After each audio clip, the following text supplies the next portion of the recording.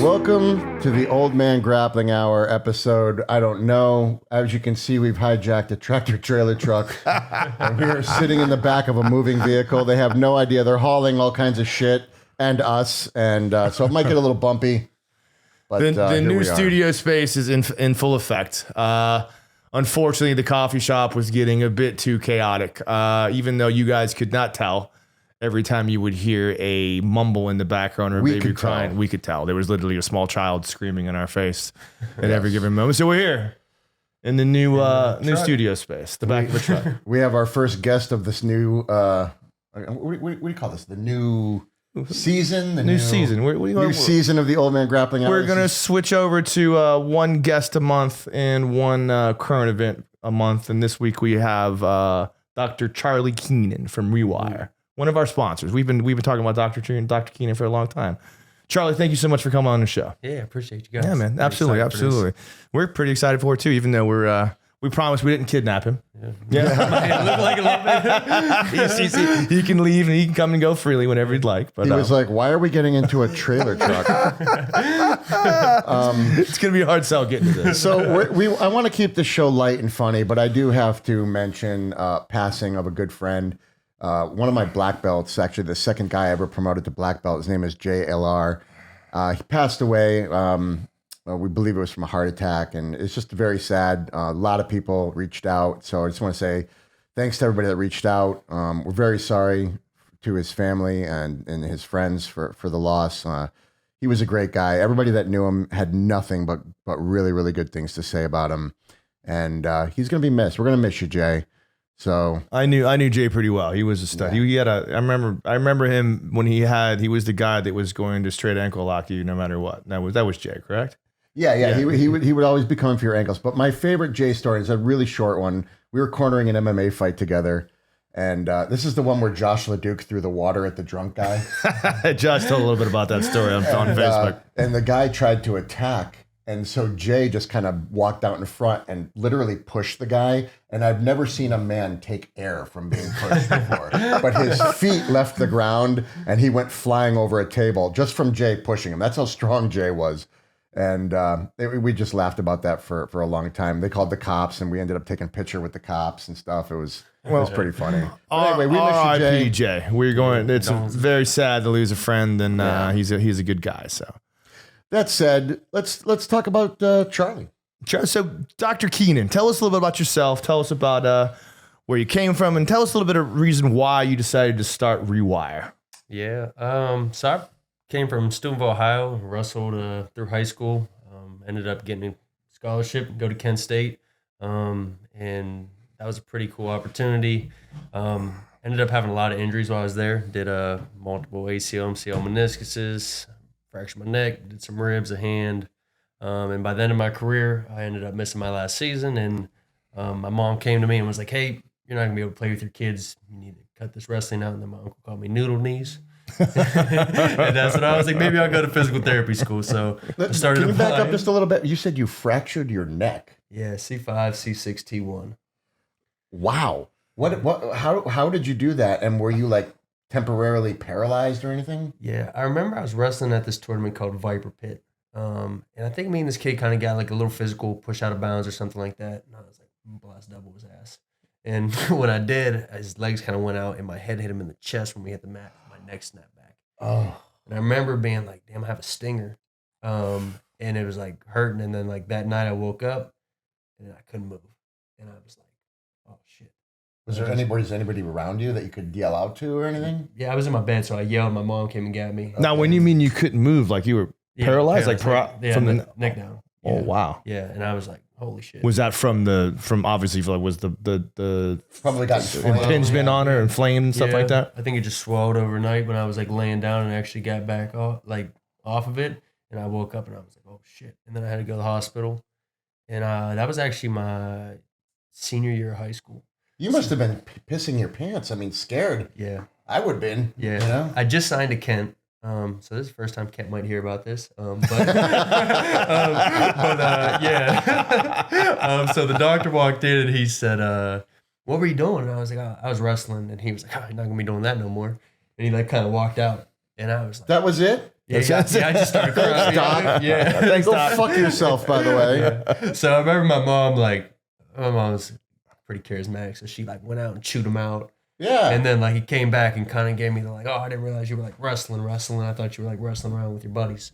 But I was still pretty nervous. So I had a hard collar on and then a soft collar.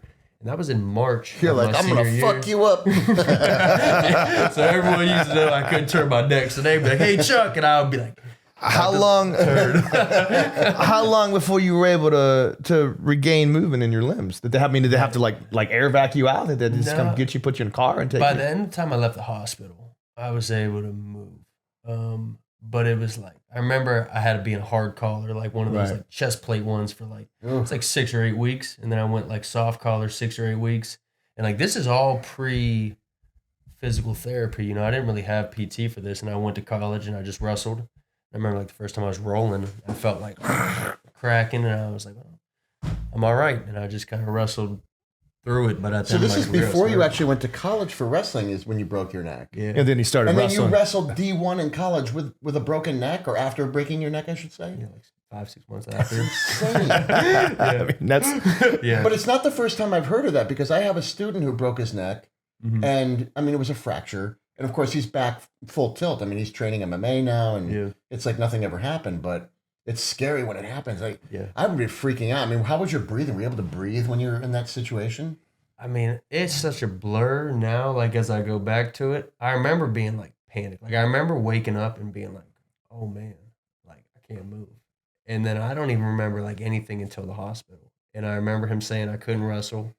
And then I remember like they were saying you could go to UPMC, which is like Pittsburgh's medical center, and have like a fusion or surgery. And I was like, I don't want to have surgery on my neck. Like, we're not going to do that. So we just put the cast on and we were just like, hope for the best. We'll see. Yeah. Yeah. And obviously it worked out for you. Yeah. Good for you, man. I would have been like, Mom, shoot me. Yeah. I'm not going out like Clark Kent. Yeah. Christopher Reeve, whatever. So talking, what's it being a D1 athlete? I mean, you said a little something about like this was before they had, they did physical therapy and things like that. Like, when did you graduate? When did you start in college? I started at 13 was my first year at Kent, graduated at 17. So, I mean, coming out of high school and directly into a D1 program, tell us a little bit for the folks at home that aren't accustomed to what it's like being a D1 wrestler, like what the grind is like really like being out there. You know, it's different. Like when I came out of high school, I was the first person to make the state finals from my school in maybe 15, 20 years. So everyone was, Charlie's pretty good. He's going to do well in college, or maybe some people thought that. And I went there. And I remember like my first winter trip back, my coaches were like, how you doing? And I'm like, man, I haven't scored on anybody yet. Like it's different. Everyone in the room is state champs. Is that guy, right? And you redshirt almost always as a wrestler unless you're a freak. But I mean, it was the first time, I graduated high school at 17, turning 18.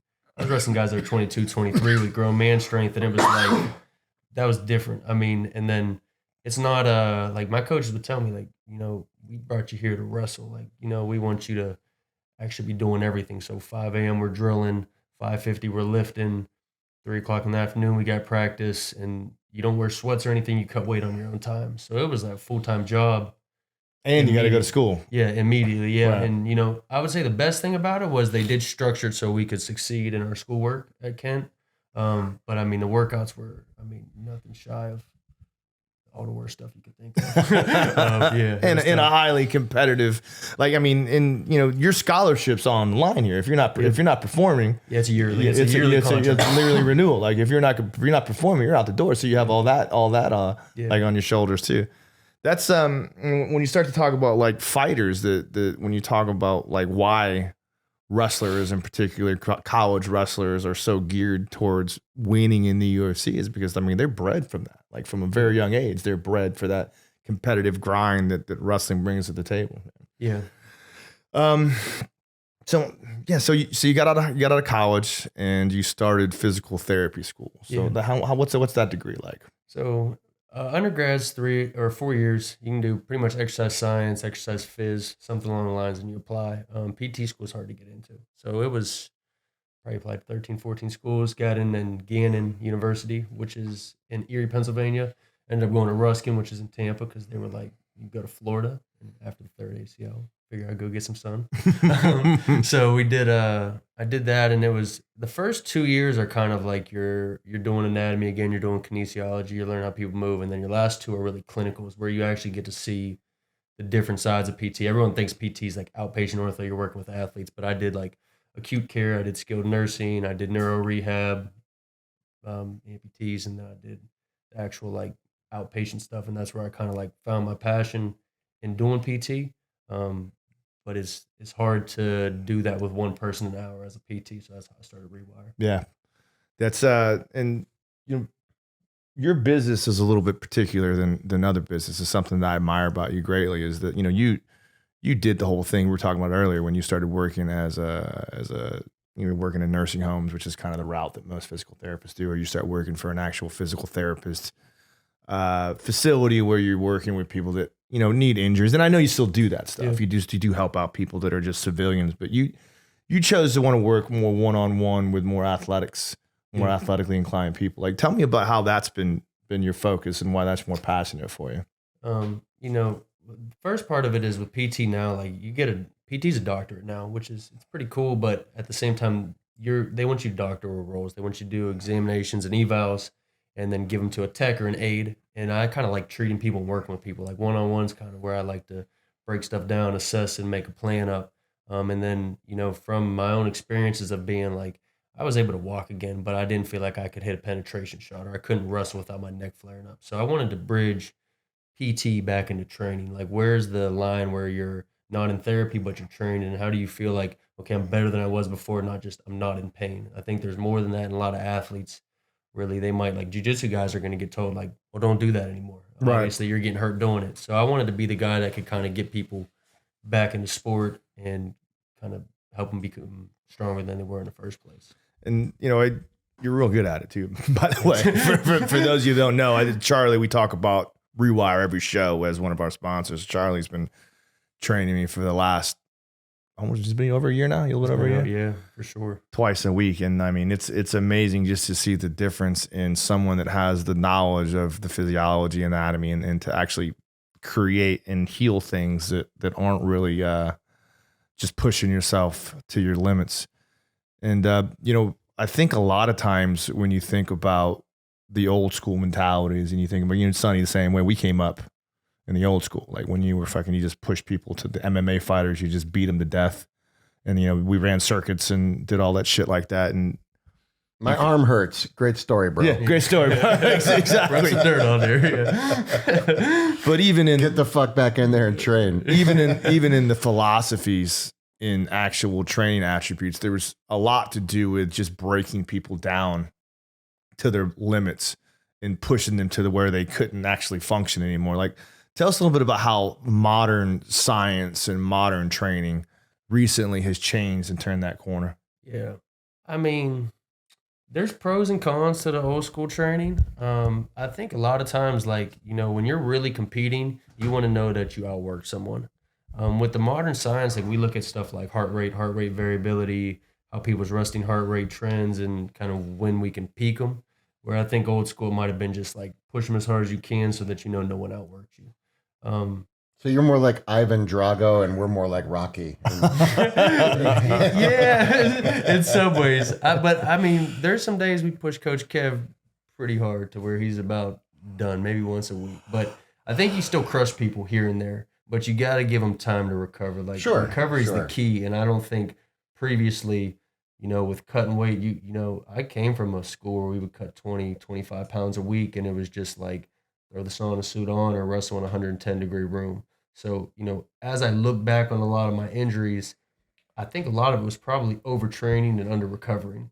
Sure. So sometimes getting a gauge on, is this guy, for lack of words, being a big baby, or is he actually hurt? And you got to know who it is and who you're dealing with. Some people need pushed harder. Yeah, and that's an absolutely legitimate question, because as Kevin and I are always complaining about, it really just seems like with every year that progresses, the jiu-jitsu community is becoming more and more just like a giant collective pussy. And people are just whining and complaining more than ever. And I don't see enough hard work coming out. Yeah. Obviously the people that rise to the top are still those guys that are working hard, but oh my God, man, it's just a bunch of whining babies nowadays. Yeah, but there's still, I mean, as you get older, and I agree with you in that. I don't even think that's just a part of the jiu-jitsu community. Like, I hate to say it, and I wish it It's wasn't. everyone in general. I just think, like, it's softer. I don't tolerate that shit with my kids. Yeah, I push them to their points. Now, you don't want to break them. You don't want to, you want to push them to the point where they're solid. But I think it's our responsibility as coaches to understand when someone is okay and when someone has a little bit left in the tank and walk that line. This is why I get mad when people bitch about things like we talk about the slapping with the belts, the whipping of the belts when someone gets promoted. Yeah, it's like you're whining about that. What else are you whining about? Yeah. It's like, it's incredible. It just drives me up the wall. It's like, dude, what happened to everyone's man card? But I also don't, it's as an aging grappler, as people that, Sonny and myself are both getting older. And I'm sure, Charlie, you work with a bunch of older clients yourself. Like, it's equally important to understand that your body has to rest and recover as it is to put the hard work in. When I put in a hard workout, I'm usually doing 3 hard workouts to 3 to 4 days of rest a week. Like, you have to especially the older you get, you have to let your body recover. Now, that doesn't mean you don't have to put the work in, but it also means you have to recognize that when I'm pushing sometimes like last week, I wasn't feeling up to it. I was having some migraine problems. So instead of pushing through, we were like, you know what, let's just take it easy, put some recovery in and still be able to continue doing that. Sorry, I just want to say one last thing on that. It's like, I really do believe, and I think a lot of high level, athletes would agree, that the mind gives out long before the body.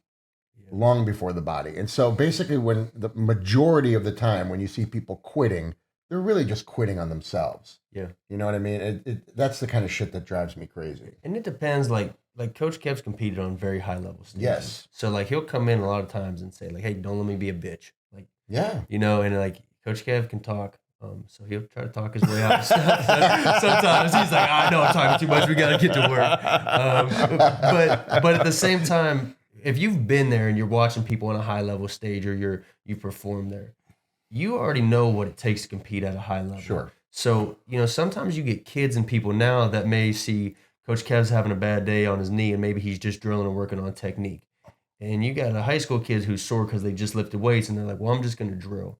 Well, like, you're going to have to do 2-3 matches in a row. You're going to be sore when you're competing. So sometimes if you don't know what you have to push through at a high level to compete, it's hard to be able to be like, oh, I need more rest. I need more downtime, because you haven't put in the original work to get to the point where, you're a black belt or you're a professional or you're at a high level. So sometimes you do need to push people, because like when you're competing, it's balls to the wall every time. It's not, you can't just, oh, well, he's being kind of hard, I don't want to do this anymore. You're not going to be successful like that. And that's, I have that conversation with competitors all the time. And it's, I don't want to be an asshole. I really don't. Like, I don't like that part of me, but like, it's very difficult for me to look at someone in the face and know that they are not putting in what is required to get to what they need to do. Especially when they're younger. Right. And it's like, if you can do it, they have the ability to do it. And I'm not that guy. I know I joke around a lot, 3-time world champion, but I'm really not that guy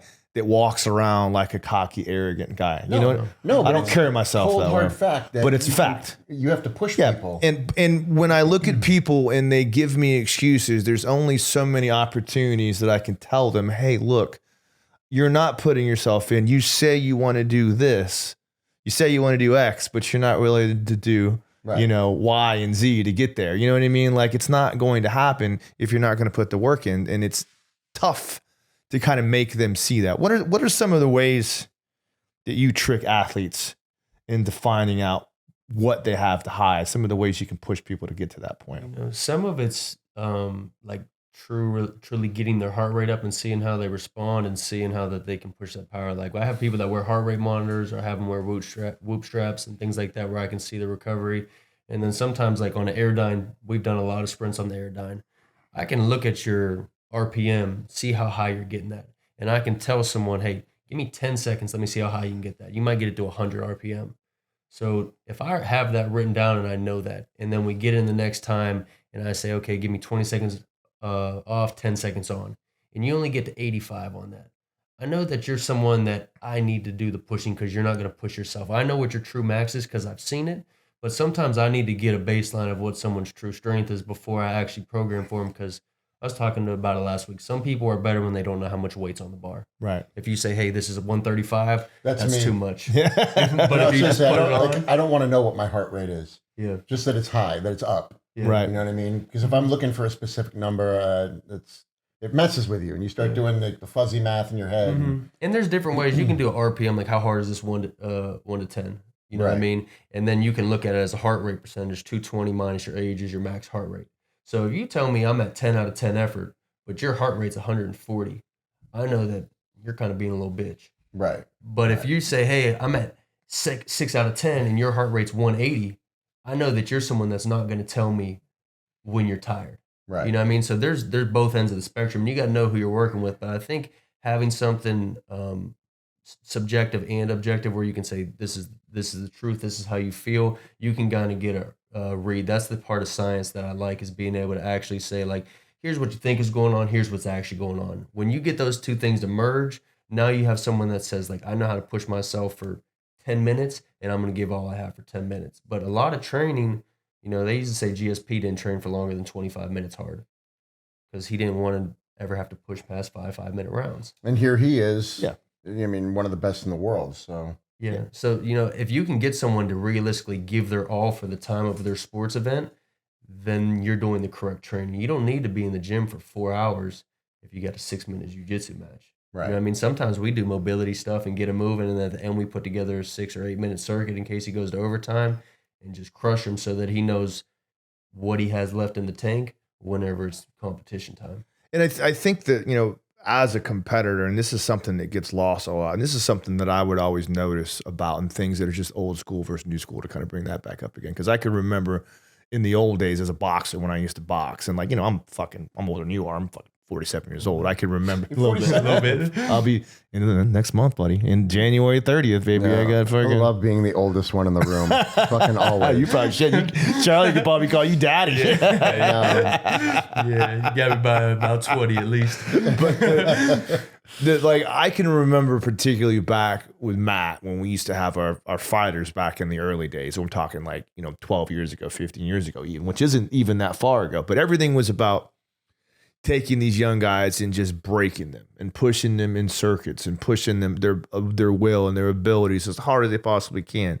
Then you take them out and you spar, and you put them in the room and you let them spar, and then they start to get injured, and you see that a lot in the UFC, which is why they're starting to change things. And the thing I'm trying to say here is that as a professional athlete or as a professional fighter that has been fighting for 10 years, 5-6 years, has 7-8 pro fights, at a certain point, you don't need to remind yourself that you're capable of putting yourself past that wall. You know what you got to do. Yep. You know what it's going to be like. You don't have to come back and say, okay, let's recreate this. Now, you don't not have to do it. You have to push yourself in your sparring. You got to run your sprints, but you don't have to do it every single time, because you already know when younger fighters, maybe you have to kind of create that circumstance because they don't recognize, they might think they know, but they don't know what it's like to be down 3-1, or you know what I'm talking about, have to get a knockout in the 4th round or the 5th round, or have to win that takedown or push through an overtime to get to escape and things like that. So I think that's a big piece of the puzzle that guys miss out on. Yeah. Yeah, you get guys like Max Holloway who says, at this point, I don't spar anymore. I mean, he's performed at such a high level for such a long time that it's you can stay away from it, stay away from it. But, when I first started fighting, they were like, you got to do outside sparring every week or every 2 weeks, because I used to get nervous. But sometimes you got to put people in the environment and let them see so that they get those nerves and have to work through that shit. Yeah, and that, otherwise, too. That's one thing I think is actually good about the sort of change in MMA training today, is that, it used to be that guys would get ready for the MMA fights by sparring as hard as possible and going all out. And that's a recipe for injury. Yeah. Yeah. And it's you don't necessarily need to do that. I mean, I think Matt has a pretty good idea where he talks about, and I think this came from Matt Arroyo, where, he's got, when he has guys spar in MMA in the gym, he'll have them do maybe 30-40% with strikes and then 100% with wrestling and jiu-jitsu. Is that correct? When big glove day, they go hard. When they got the Okay. big gloves on, they'll throw hard. But with the small gloves, sometimes you pull your punches. And like, I mean, even aside from, especially when you talk about MMA, I mean, even aside from the actual abuse on the body, like you don't need to be getting hit in the head all match. You know what I mean? Like that's the other dark side that we kind of like forget about a little bit. That fucking hits to the head, they accumulate after a while. You only got so many in you, right? Yeah. So part of the reason I actually kind of made Rewire was a lot of like neurological stuff. So when I got out of school, or actually when I was still in school, I joined Fight Science Institute, which is like kind of where a lot of the UFC Apex and all of that stuff came from. There was doctors and PTs and stuff in there. And some of it was the interest gathering behind brain damage and ACL tears within a year, and brain damage and Parkinson's and things like that. And it was very interesting to see how much recovery people have after concussions and things like that. So one of the things we did was we got a blaze pod system, which is reaction time lights. And we could do something in camp where we would say, okay, let me see how fast you can hit red with your right hand, blue with your left hand. If they would get whacked in sparring and they got a headache, we would run the same system and see if their reaction time is down. And you could say things like, until your reaction time is back similar to what it was, you shouldn't be sparring because you technically have brain damage. And that's something that I think is more advanced now when you look at the concussion side of things, because there are a lot of lower extremity issues that happen from brain damage because those are the furthest nerves from your brain. And that's where you see things like Parkinson's and shuffling gait and these things develop. Yeah, I mean, I 100%. I mean, I've had so many concussions. That's the reason why I quit boxing. I had issues with concussions at a very young age that I quit striking for. And I can remember back in the days, like, and even now, to be honest, in a lot of boxing gyms, there is no such thing as concussion protocols. It is just like, you got your bell rung. I mean, that's just part of the boxing. That's the boxing. Right. That's part of the game. I remember, I saw that documentary way back when on Aaron Hernandez, I think the football player. Yeah. Oh, that's a brutal one. Brutal. And it's like, obviously what he did was terrible and all that, but it's very interesting to find out that he had the worst case of CTE that they had ever seen in someone as young as him. Yep. He had the brain of like an 83-year-old man or something like that. They said. And obviously from football, and it's just like, wow, I had no idea how it would affect him, and it just turned it turned him into an angry. For the folks at home, spoiler alert, it didn't affect him very well. It didn't work it out very well. If you haven't seen the documentary, yeah, it's actually, if you haven't seen that documentary, I don't know what it's called, but just look up Aaron Hernandez documentary, and it's very fascinating. What did he do? Like a double murder or something like that? Oh yeah, and even before that, he was a career criminal at UF. Before he was a classic example of a kid that they just kind of like. They recognized his talent as a football player and then just kind of looked the other way because he was so gifted as a football player, which turned into the classic. Which kind of played into why he became who he became. I know you work with our buddy Jimbo with Parkinson's degrees. Tell me a little bit about how your work has carried over with some of the people with Parkinson's and some of the neuromuscular diseases out there. So Jim actually came to me. He was...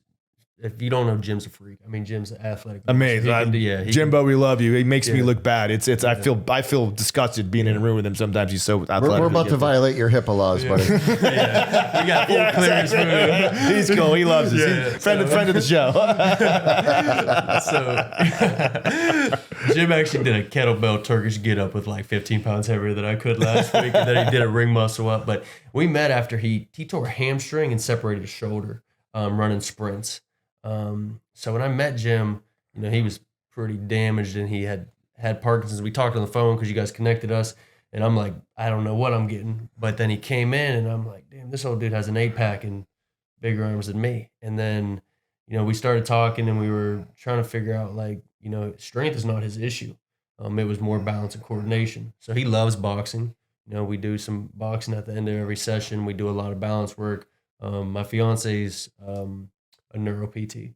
So we'll brainstorm and kind of come up with ideas for Jim, and she did a big and loud certification. So I think with Jim, it was more about like Jim's an overtrainer. He's going to train every day as hard as he can. And as his progression of his disease goes on, it's about how can we modify so that Jim can still train every day, still crank it up a couple times a week, and still feel good about what he's doing. So a lot of times it's balance and coordination, boxing, hip mobility, keeping his stride open. But I mean, Jim's in a year, He's back to running. He's back to boxing. I think he honestly moves better.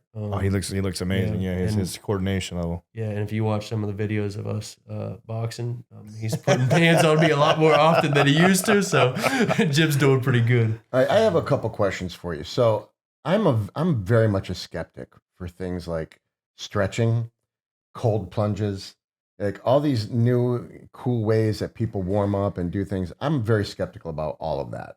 I don't do any of it, and I'm fine. I train. I have no injuries. I'm on the mat almost every day. I'm 51 years old, and I don't do that. I don't jump in the fucking cold water. I don't stretch to warm up. I just do jujitsu to warm up. I do it light, and then I gradually do it heavier. So am I crazy, or is there anything to these cold plunges and these things that people are doing now? You know, I think you watch a lot of these Andrew Huberman podcasts and these guys that are like promoting a lot of this stuff, and like they may do everything perfect. They may get 8 hours of sleep, 9 hours of sleep at night. They may eat all the right calories. They may do everything else, and this may be some added bonus. The way I look at it is if you don't do everything else right, cold plunge is not going to help you. It's the same as the ice bath was 30 years ago.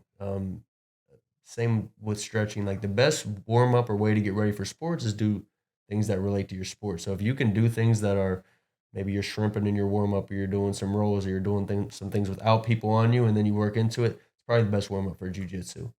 You may need some things outside of jiu-jitsu to correct things that you're experiencing from jiu-jitsu.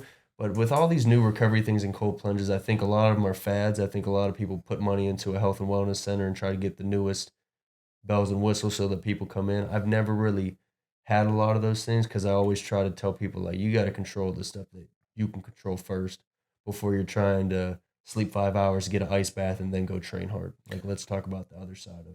Well, I think that, a lot of times, and this is just the classic issue with most people in the world, like everyone wants that quick fix. Yeah. Everyone's looking for something that's going to tell me what I can do in 5 minutes on a Tuesday that's going to make my life and change everything. And like, yeah, an ice bath will help you. It's going to help you recover. It's going to do some things to trigger your neurological synapses. It's going to make your balls shrink. Right. It's going to make your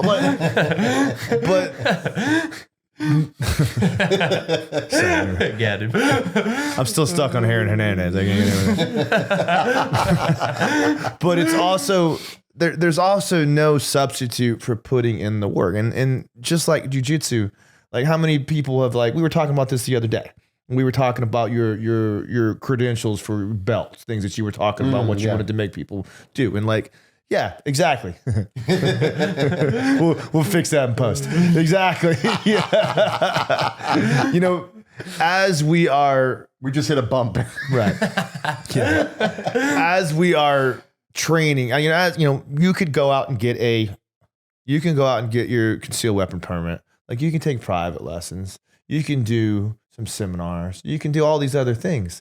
But unless you're putting in the work on the mat, unless you're coming in and getting your rolls, and unless you're going in there in the dirt and getting your shit done, like, it doesn't matter. All the other little things, all the vitamins, all the freaking supplements, all the diets, nothing's going to matter unless you're putting in the work to get better. Yeah, there's nothing like the real thing. Like, a lot of times, like, people want to do everything except the thing that they are supposed to be doing to actually get the results. Like, you might want to get better at jiu-jitsu and you might want to strength train, but like, if you don't rep getting outside, and that's your issue, you can do as much bench press as you want, but you're not cleaning up the techniques and the things that you want. So I think more of it's about putting in.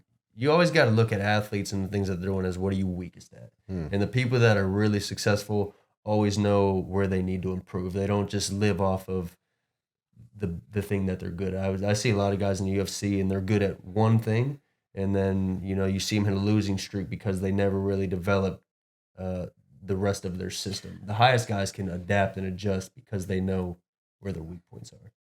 So with that, I have another question for you. You being someone who works with a lot of high level athletes, what would you say if you could put together one common thing between all of these high level people, guys that are uber successful in life with their athletic career, whether it be jiu-jitsu, MMA, baseball, football, whatever, what would you say is the one common denominator between these human beings?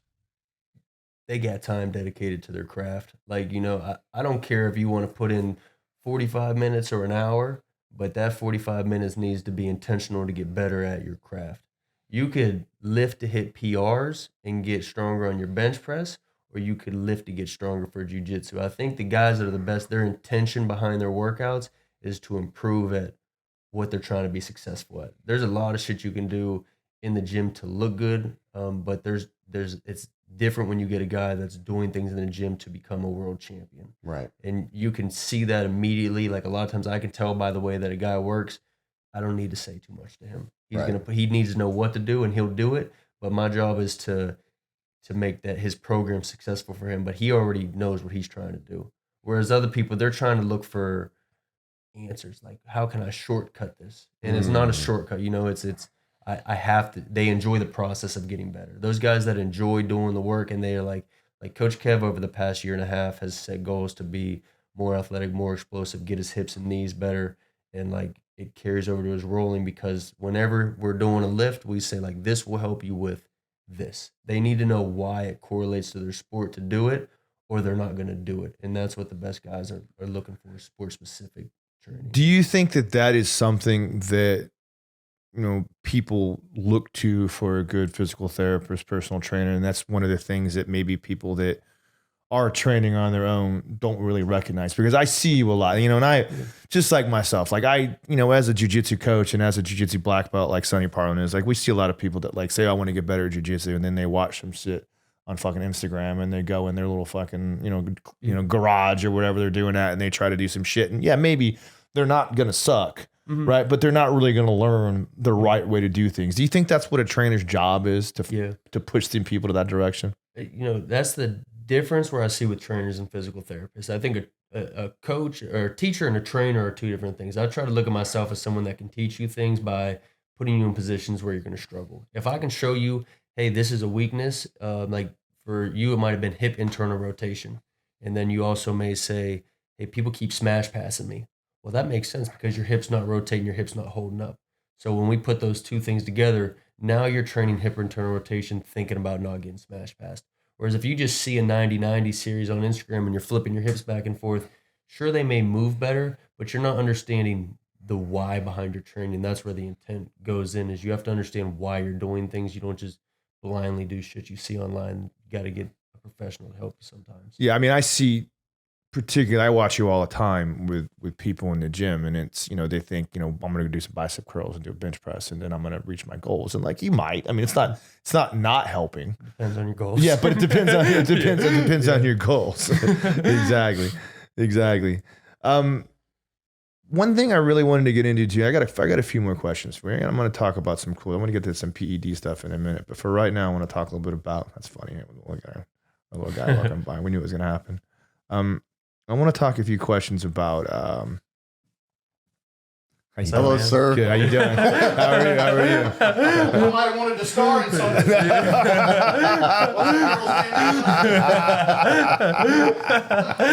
We're doing the casting couch next week. Rod, you can either edit that out or not at this point. It's almost like the coffee shop. We can't close the door on the cargo space. So anyway, I want to eventually get into some questions on your thoughts on PEDs, simply because it's a big hot topic in the jiu-jitsu community. But I got a few other things I wanted to get to before that. One of the things that I notice from you as a trainer, and just good trainers in general. You know, I've worked with some good trainers. My trainer before you came was a solid trainer too. He knows what he's talking about. He knows his things. And one of the things that I notice about the true science of training to your optimum levels is more than just about building the muscle mass and getting stronger. It's connecting the brain to function in a proper mechanical method. Yeah. Like, what are some of the things that you do, and some of the thoughts and some of the training that you have to work with that? Some suggestions you might have to some people at home to do that stuff. So really, like, Rewire came in to rewire the way that the brain connects to the body. Yeah. We called it Rewire Total Body Experience, and then we went to performance physical therapy. We've kind of moved that around. How that came was... That's cool. I never realized that. Now I just put the bing. Oh, I get it. So yeah, we need to give out shirts that say like someone got rewired when they finish whatever it is. But right. So after I broke my neck, kind of to your question, when you were like, did you have any issues after that? When I was in school, we were doing vestibular testing, which is vestibular testing. Kevin and I do that sometimes. which is like vertigo and shit. Testicular testing, a little bit different. Yeah, testicular testing is not the same. Don't creep our guest out, Sonny. Cough. So we were doing it, and you got to tilt your head back and do certain things to check if like the inner ear's out and things like that, which is all like balance related. While that was happening, I got a real bad headache, and I had teachers say like, "Hey, you need to go to the ER." And I was like, "I fucking need to go to the ER." You know what I mean? Like I got a headache, and my now fiance was in the class, and they pulled her out like, "Hey, go take him to the ER." And I was like, "I'm not going to the ER. I'll go to urgent care." And How did she convince you? I was actually in the car on my way to urgent care, and I went to call my mom to get the insurance cards, and my speech went out and started slurring like I was having a stroke. Wow. So I had a TIA, which is like a mini stroke, and I came back relatively quickly, and that was the first time that I was like, I had my right side kind of went out. I heard someone say like his gait's off, my speech was slurring, and I was like, oh shit, this stuff's kind of real. Like the injuries I had added up and compiled to something where now I have actual issues that could be, life threatening or life changing. And then I started looking at really the neuro side of PT. How does the brain and body work together? And from a balance perspective, you have your vision, like if you say stare at something to help you keep balance. You have your vestibular system or your inner ears, and then you have your sensation like in your feet. So a lot of times I look at those three systems and say like, where is this person lacking most in balance and coordination? And if we can get that system to pick up and get them more coordinated so that their brain sends a faster signal to their muscle to react a certain way to keep them stable or in a good position in their sport, I think that's where the mind and muscle connections. A lot of people train yoga to be flexible or they power lift to be strong. But in Rewire, we always say mobility, stability, then strength.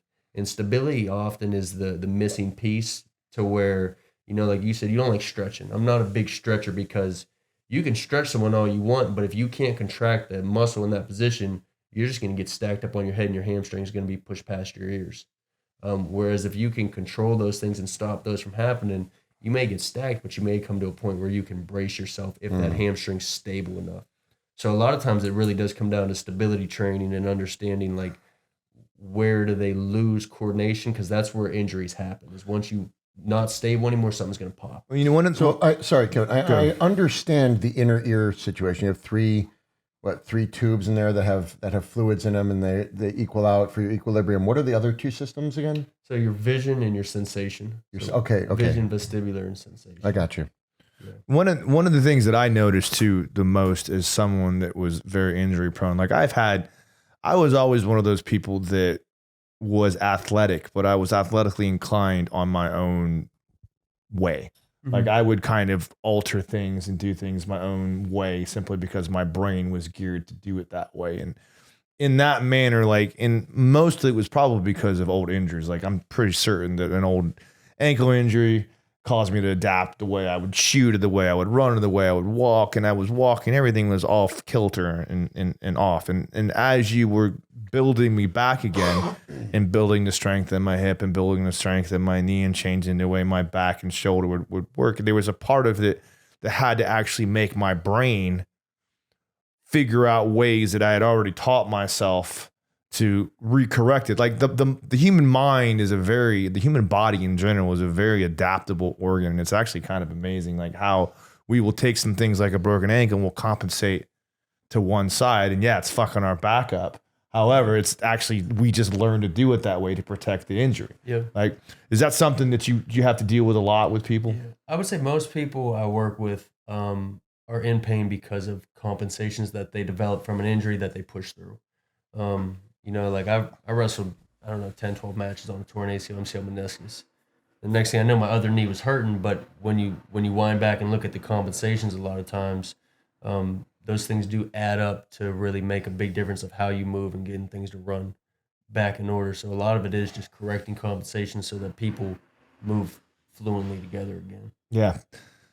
I mean, I'm amazed at that. That's one of the things that's the most fun for me as as being trained and working through things is when I start to realize, oh fuck, like this is actually, my hips are actually moving in the way I'm supposed to move. It's so much easier now. Like I can move weight around and now I can shuffle my athletic performance and all the other things involved in that. And you develop, with jiu-jitsu, like a lot of people develop like sides that they do stuff towards. Like you always pass to this side, so you always have your Kimuras on this side. So sometimes you just develop ways that you torque a little bit stronger one way than the other. And like a lot of times, like you said, I came from assisted living facilities and memory care units and things like that. So I try to look at life after sports for people, even if they're still in the sport at the time. I want to make sure that when they're done, they know that like they're not just done because of injuries. They can kind of untrain things to line back up and walk and do things normal so that every day you walk. I mean, there was a time where you would tell me like every day I get out of bed, I got to roll a certain way. Yeah. Oh man, I can remember when I was injured, back when I was really broken, before I started stretching, before I started doing anything. I mean, it was a 5-minute process. I had to take one leg over,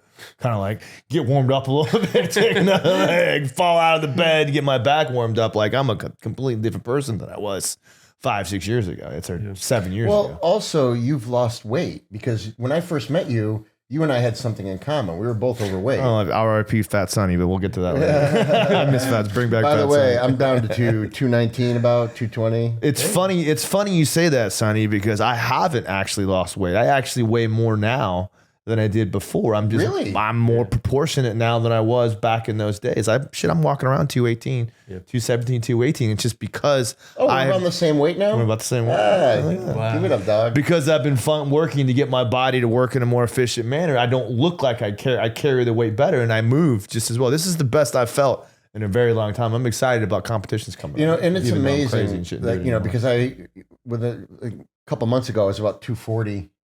And now I'm 220, and what a difference on the mat. Makes huge difference. And you would think that more weight would help you, but it actually, for me, it hinders me. I can't move as well. I can't have my guard just. There's a point of depreciation, and that's where everyone can one of the things I always remember about Robbie D'Onofrio. Did we say it? Did I get it right? D'Onofrio. I'm done. Whatever. We're fucking A. So I love you, Robbie. One of the things I would always say about Robbie, when I would roll with Robbie, is that he would always say he wanted to cut weight to like 205. And I would always be like, sweet, yeah, do that. Because like now you're not a bear trying to maul me. Now on the other side of it, when he gets up to, that 250, 260 range, he's a little bit too plodding and it's not fun to roll with him, but he gets gassed. Right. And can't move. So you have to kind of find that happy medium. Right. Between the two. All right, so cool. But we're coming up on an hour, but one more thing I want to get into with you. Just because it's something that's a little bit topical, particularly in the jiu-jitsu world, that we all kind of push around. And it's, the idea of PEDs, performance enhancing drugs, obviously, and their usefulness and or dangers, and some of your thoughts on utilizing them. And I know for a fact that as a D1 athlete, it's almost frowned upon. There's guys out there that think that you use it as a crutch. What are some of your thoughts on those things? And we talk about the whole thing from TRT all the way up to fucking Winstrel. Yeah. And I mean, like you said, when I was in college, it's pretty much frowned upon to take anything. Like I remember they were like, there's stuff at GNC now that you can't take that are vitamins. Right. So like we just got into, really not taking anything. And there's guys that really do take over the counter stuff. Yeah. I mean, there was a lot. Oh, it's huge. I mean, especially if you're doing USADA. Like they'll give you a whole list of stuff that like you take this, you'll pee hot. Don't stay away from it. Exactly. Yeah, we were like just drink muscle milk. Like that was like about as much supplements as we took in college was muscle milk. And after the lift, like if you did it, they give you like a True Moo chocolate milk.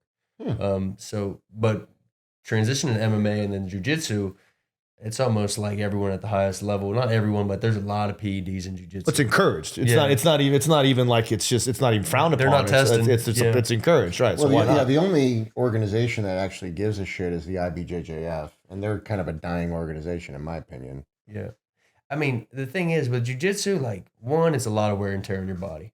So like I think PEDs are really, I mean, they might be performance, but they're more for recovery. Like all the stuff you hear about steroids are really, you recover faster when you're on it. You feel better the next day. So when you're constantly tearing up your body and doing stuff, there may be some pros in that aspect.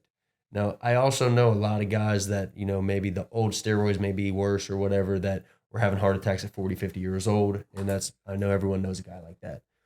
Now, with USADA and the UFC and things like that, I believe that people are using performance enhancing drugs to the max limit that they can. If you have 10 panels and you can't go past 10, I believe there's someone trying to get a lot of these guys to 9.8, 9.9, and there's a science behind it. But I mean, as long as sports around, people have been trying to get an upper edge. Right. And if there's no limit to it in jiu-jitsu or you're allowed to take it, it's kind of a risk-reward ratio. Like there's not a lot of science on some of these things long-term. So how important is it for you to win? Can you win without it? And what weight class do you want to do that at? But at what risk is it? I mean, do you have kids? Do you have a family? Do you have things that long term, 20 years from now, you're still going to be right. But there's also the opinion that there are some PEDs that aren't really that dangerous. Like for instance, I personally take a very low dose of TRT, and that's it. That's all I do. And I take maybe 125 cc's every week or something like that. In the CGC 12-2-5-6-7-5. That's what I'm doing. But it's for me, it's just completely recover. I mean, if you look at me, I don't look like someone who takes PEDs. Yeah. It's just because I'm 51 years old and I want to be able to get on the mat and train with my students every day. Right. And that's all it is. And I don't feel like I'm overdoing it. I check my blood pressure regularly. And it's low. It's where it should be. I checked it this morning. It was like 125/76 or something like that. So so I feel good, and I feel like the PED kind of helps me. Like I said, just recover. And it's designed to do that. Yeah. So, but then there's people who abuse and they take TRT, they take D-ball, they take Winstrol, they stack and they take VAR, and then they take, like everything you can think of, and they're putting it all together and the next thing you know, they're coming out looking like, or they stroke out, right? When they're in their 40s or 50s. Right. I think blood work is probably the most important thing with that. If it's up to you what you want to put in your own body, but I think if you're taking anything that's outside the norm, I would say every 6 months you should probably get your blood work done and just make sure that you don't have a liver function or kidney function or something that's out of the normal. Because I do know, I know someone that was taking growth hormone. And they were probably 30 years old and maybe had stage 1 cancer. And within a year, they're at stage 4 cancer because it metabolizes these things and grows everything. It's not just the good stuff. It grows the bad stuff. Yeah. And then the other part about it is sometimes there are certain PEDs that grow muscles, but not tendons. So you end up rupturing things or having a higher rate of injury with them. So if you're doing these things, I'd probably consult with someone that has an idea of what it is and what sport you're doing. But if it's not illegal within your organization, it's kind of the risk that you want to take. And that's the other thing is I don't compete, and not that it would matter that much, but I kind of make it a point not to compete now that I'm doing this level of TRT. Again, I'm taking about as low a dose as you can take and still be like, which is honestly all you need, to be honest with you. I took a little bit too. I take some peptides. I'm actually considering going back on a low dose of the TRT. I was on TRT for 10 years and I started having you start chasing the dragon, not to get too involved in it, but what happens is it's not the testosterone that's the problem, it's the estrogen that's the testosterone peaks and valleys. So then you start taking estrogen blockers. Oh fuck, guess what? Now I took too many estrogen blockers. Now my estrogen is too low. And then when you couple that with some mental health issues that I probably already have kicking around, hits to the head, it becomes a thing. Yeah, and that's dangerous. Something I noticed, by the way, when I was doing a higher dose of T, was I would get more angry. Yeah. And it's not the way I want to be. You're not like angry Sonny. I'm not a fan. Yeah, no, I'm not a scary guy. neither is my wife. She's not a fan of angry Sonny. So, like I said, I feel very good mentally and physically right now. And so that's kind of, and I know you're right. I need to get blood work done. You're absolutely right about that. But how I kind of gauge myself is how I feel. And I know when I'm not, I can feel when something's off. I can feel it. And and I can feel when it's all working together properly. And a big part of that, and it goes back to the old cliche, but eating right, exercise, sleeping. If you're doing those 3 things, typically everything else falls in line for you. But, I'm not a doctor, so don't listen to me. One thing I always like to say about this topic when we talk about PED use, and it's that I don't like the idea that stars of our sport, the idols of our sport, that and I don't necessarily idolize because I'm 40. Who gives a shit? You know, if I want to go to TRT, fuck it, I'm 40 years old. I'm going to go do TRT. I'm a grown ass man. I can make my own decisions. But it's when teenage kids, and as I teach kids now, and I teach my younger ones, and they start to look at guys like Gordon Ryan, they start to look at guys that are the stars of our sports that openly talk about their PED use like it's just something that you do. Now I've got this kid that probably doesn't need to take PEDs because he's at the prime of his life. He has enough testosterone running through his bones naturally that, you know, he didn't need to stick that needle in his ass to get there.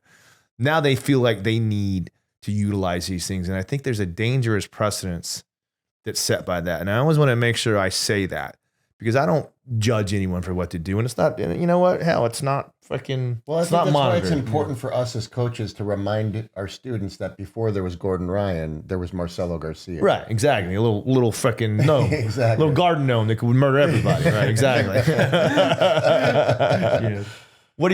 So you have any views on that with the kids? Yeah, I mean, I don't want to see kids using PEDs. And Yeah. I think a lot of times it's parents, and I've seen people that will try to give a kid PEDs as they hit puberty to make their, I guess, transformation through puberty way stronger. Yeah. And I think a lot of times, you know, one, I hate watching parents live their dream through their kids. Let your kid do his own thing.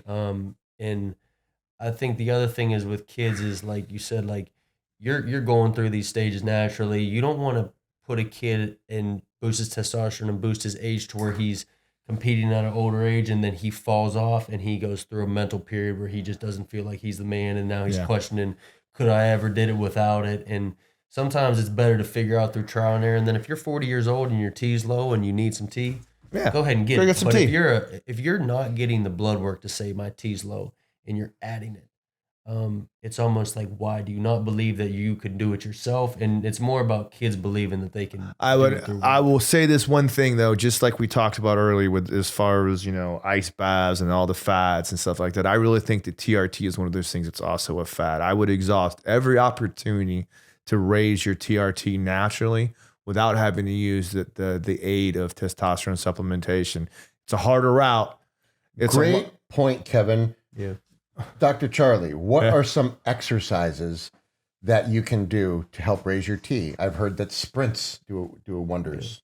Sprints and lifting heavy would be the two things. And then, like you said, the recovery and eating aspect of that are the main things. If you're getting 8-9 hours of sleep, you're lifting 3 times a week and lifting some heavy weights, and you're pushing yourself, you're going to see these things go up. But I mean, if you're smoking cigs, drinking alcohol, and doing things to decrease your recovery, like a lot of times these other systems are trying to catch up. You're not worried about your T, but taking care of yourself, you're going to see a lot of these things boost up just by doing the right things that realistically a lot of these people know. They just don't want to develop the good habits and stick to them because there's instant gratification and a lot of shit that's not good for you. And you know, on that note, another good question to ask you, in the jiu-jitsu community, you throw some sand at somebody in the jiu-jitsu community and you're going to hit somebody who smokes weed. Yeah. How does weed affect your testosterone, or does it? I don't believe that it really affects testosterone. The most I see with weed is that it affects your REM sleep, which is like, it's kind of short-term memory, and it's kind of when you develop like learning.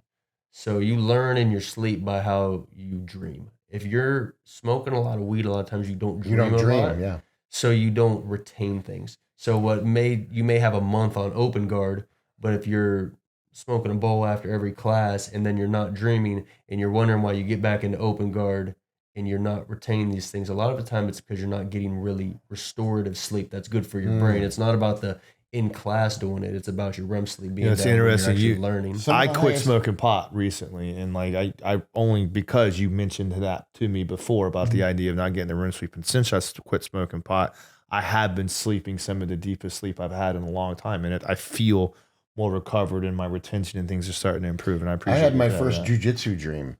Did you? Did you? Yeah, That's cool. I had a dream that I was grappling with. Was there a discharge involved? No, there was Were had a dream you that I checking the was, testicular?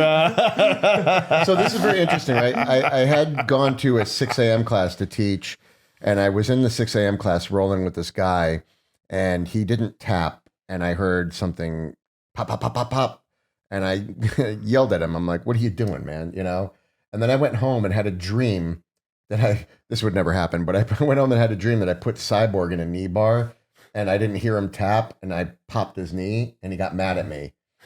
So I did this to someone, popped their arm and got mad at him for it. And then I had a dream that I popped Cyborg's knee and he got mad at me for not stopping when he tapped. And I just thought it was very interesting. It was the first time I've ever had a jiu-jitsu dream in 16 years of training. Yeah.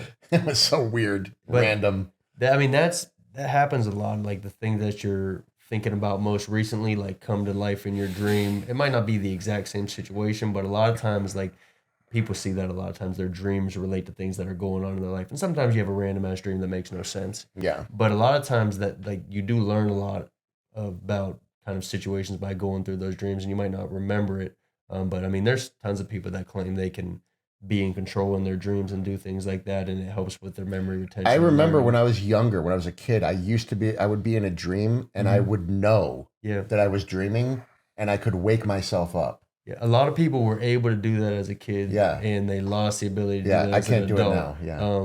But there are people that can still kind of control those things, and it's supposedly very good for you if you're able to do that and get back in. And there's all types of. Jim Quick has a good podcast on that too. I actually had dreams as a kid where it was a naughty dream, and I would wake up and then I would be able. No, I never actually had one of those.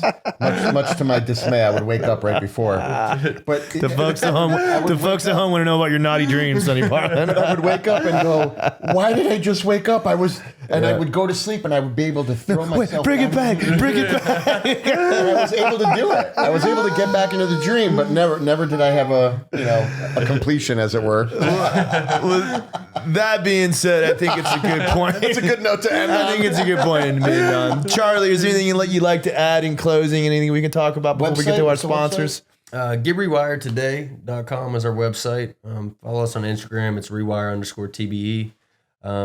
But I mean, really, thank you guys for having me. I've been excited to do this. I know last week we got canceled because of the storm. The storm didn't happen, but whatever. But, yeah. But I mean, honestly, like from just working with you for the past year, like it's always cool, like to work with high level guys and see the work that they put in and see the people that admire them. I mean, I probably see 10, 12 of your students over the time. And I think, working within the community and understanding that there's enough space to help people become successful in there. Like you've been someone that has helped me believe that like I'm 3 years into a company now and I believe it's going to succeed. So absolutely, it's cool to kind of have people like you guys that believe in the stuff I do, because sometimes I'm the young kid with the ponytail, and then sometimes you're like, this guy knows his shit. So it's cool to have you guys. I will say that one more time. Like Charlie is by far the best trainer I've ever worked with. I would not work with anyone else ever again if I ever have had the choice to.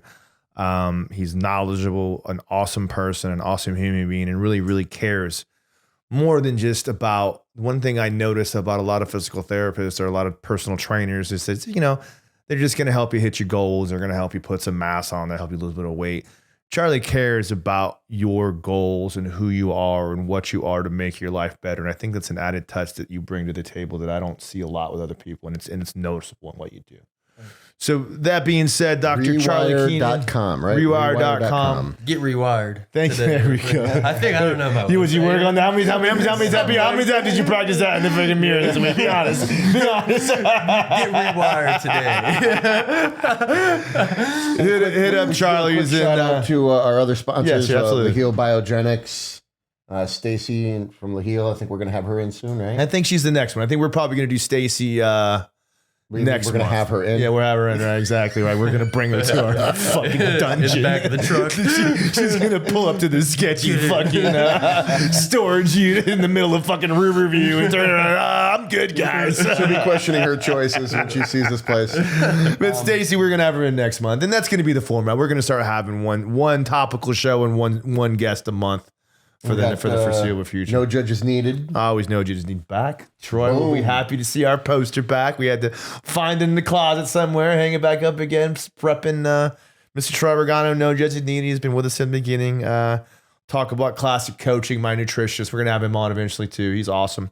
Been helping me get my diet right, what we talked about earlier, changing my diet, my supplementation. I mean, my testosterone levels have gone up naturally. Almost to the point that they were when I was on the testosterone. I'm going to get some blood work done pretty soon, but I'm up about 650, 700 now at this point on nothing, which is amazing. And it took me a long time to get there. And then the last one's going to be active health and wellness. mobile IV unit. Melinda is amazing. She came to my gym today, gave me an IV today. I've been dealing with some migraine stuff from dehydration. She hit me up with some vitamins. Mobile IV unit, Tampa Bay, Trinity, Newport Richie, Clearwater. She goes all over the place, shows up right to your house, puts an IV in you. I wonder how effective an IV would be in helping someone perform like a 24 or 48 hour fast. I mean, imagine the hydration would be great. I'd love to talk to her about that. Yeah, I'm sure it'd probably help with your discharges at night too. Maybe. When I'm dreaming about Cyborg. Well, that being said, Dr. Charlie Keenan, thank you very much. Let's cue the music, Rod. We love you. Thank you, guys.